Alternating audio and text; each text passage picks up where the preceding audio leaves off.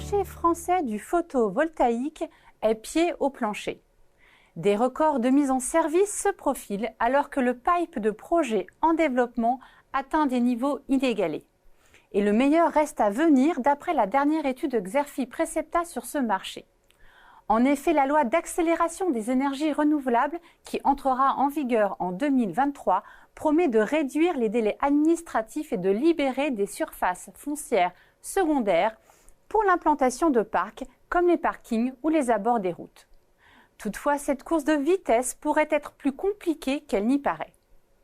À court terme, les développeurs exploitants doivent absorber des hausses de coûts tant dans la phase de construction qu'au niveau des approvisionnements de cellules et modules.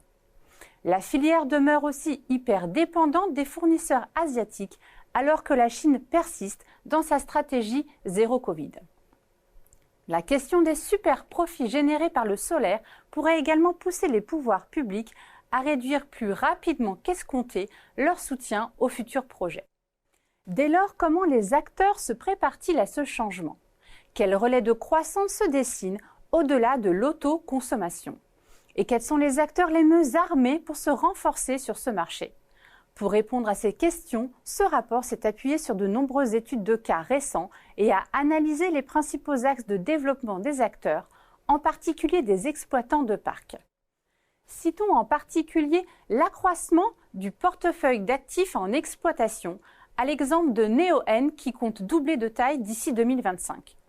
L'innovation technologique via l'optimisation de la gestion des parcs, à l'instar de la solution d'intelligence artificielle développée par Bouygues Energies et Services. Troisième axe analysé, la recherche d'alternatives à l'artificialisation des sols, illustrée notamment par la centrale flottante Omega One d'Acuo Énergie ou les démonstrateurs de parcs verticaux du groupe CNR. D'autres leviers de croissance sont activés par les exploitants, comme le renforcement auprès de clients industriels ou des particuliers, ou encore l'internationalisation à l'image de Total Energy qui multiplie les contrats à l'étranger.